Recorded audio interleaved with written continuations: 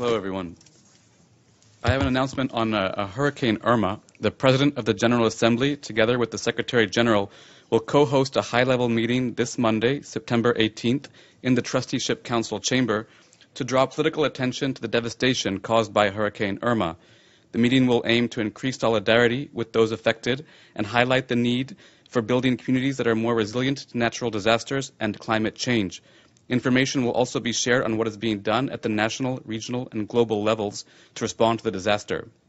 The event will bring together UN member states, UN agencies, and other relevant stakeholders. In terms of the President's schedule, he met this morning with the head of the UN office at Geneva, Michael Muller, as well as the permanent representative of Algeria to the UN. The President also met with the UN Ethics Office this morning to seek guidance and make sure everything is on track for him to submit his financial disclosure form before the established deadline of September 26th. That is in line with his commitment to ethics and transparency. Also, for the sake of transparency, photos and bios for the staff of the Office of the President have all been posted on our website, un.org/PGA. The office consists of 28 team members, including 20 women and 8 men. The team is drawn from all regions of the world. 7 staff are covered by the regular UN budget. 15 are seconded from member states. 3 have been recruited through voluntary contributions to the office's trust fund. There is 1 secondment from the UN system, namely the International Organization for Migration, and finally 2 UN interns. Tomorrow, on September 15th, the General Assembly at its second plenary meeting will consider the report of the General Committee and adopt its agenda for its 72nd session. Yesterday, on September 13th, the first formal meeting of the General Committee took place. The committee considered a draft agenda, as well as how to distribute the agenda items among the plenary and the different General Assembly committees. The General Committee prepared recommendations to the General Assembly regarding each item proposed. Many of the agenda items remained the same from session to session, but this year there were 7 requests for new items to be included. 5 of those requests were for observer status in the General Assembly. Another is titled The Responsibility to Protect and Prevention of Genocide, War Crimes, Ethnic Cleansing, and Crimes Against Humanity. By a vote of 19 in favor to 5 against, with 3 abstentions, the General Committee recommended that the General Assembly include the item on its agenda for the 72nd session. This was the first time in 12 years that a vote was held in the General Committee. The other new item is called Complete Withdrawal of Foreign Military Forces from the Territory of the Republic of Moldova. Based on an agreement between the concerned delegations, the General Committee decided to postpone the consideration of that item to the next formal meeting of the General Committee to be held in October. And that's it from me. Any questions? Yes, Matthew. Sure. Thanks a lot. And I was looking at the presidency's website.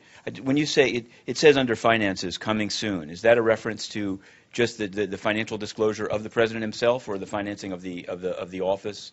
Of the office as well. The thing is that some pledges have been made for the trust fund, but contributions have not all been received yet. Okay. So as we get the information, that will all be posted transparently on the website. And the decision, I noticed it's much to the good to say like how many people were seconded and how this wasn't tied to particular staff members. Was there kind of a reason, I guess, a reason for that? To know like which positions, because it would seem like from the outside, if you have an advisor on a particular topic, it might be relevant to know if somebody is seconded from a state that has some impact on that topic. Mm-hmm. As part of that is linked to what I just said, that some of the funds have not been received. There have been pledges made, so that information we will not be hiding it as it becomes available. And some funds are earmarked by certain countries for certain staff members. As we get the funds in, we'll make that clear to all of you. Any other questions? Yes, Evelyn. Sorry. Yes, Moldova. Yes. Are you talking about Russian troops? The concerned delegations I mentioned were indeed the Republic of Moldova and the Russian Federation, but I have no further details on that. It's been postponed until October, the discussions on that, so I have no more further information on that. Not going to. Thanks. Mr. Abadi. Thank you, and congratulations on your new position. Thank you, sir. I have 2 questions. One, what does the President expect from the meeting on Myanmar? And secondly, you mentioned that he met with the delegates of Algeria. What is the subject matter? Well, on Algeria, that was requested by the Algerian mission. It was a courtesy call. And on what meeting on Myanmar are you referring to? The that would be held in the trusteeship council? Oh, sorry, that's on Hurricane Irma, which was going through the Caribbean. So it's Irma. Hurricane Irma. Irma.